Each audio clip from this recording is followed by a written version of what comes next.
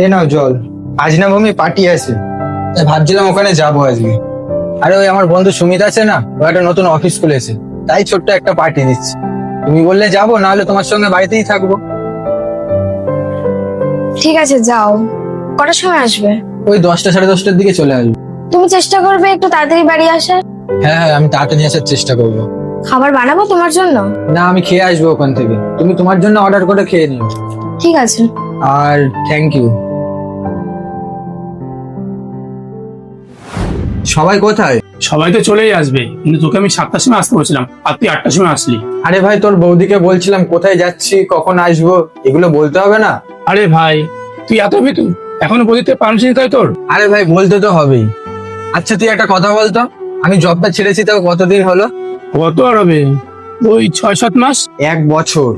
তুই জানিস, যখন আমি জবটা ছেড়ে দিয়েছিলাম তখন তোর বৌদিকে জানিয়েছিলাম, তোর বৌদি আমাকে একটাও কথা শোনায়নি যে জবটা কেন ছাড়লে। আর আমি অনেক দেখেছি, যখন কোনো লোক জব ছেড়ে দেয় না, তখন তার স্ত্রী জিজ্ঞাসা করে যে কি করবে এরপরে। আর তোর বৌদি আমাকে একটা বারও জিজ্ঞাসা করেনি যে কি করবে এরপরে। এমনকি যখন আমি বাড়িতে আরাম করছিলাম, তখন তোর বৌদি বাইরে জব করা শুরু করলো।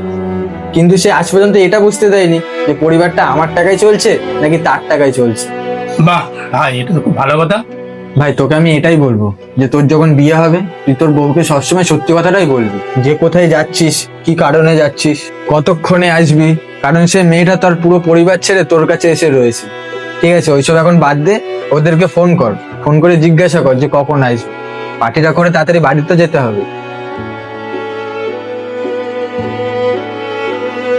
কেন আনাবো? হ্যাঁ, নিয়ে আয়।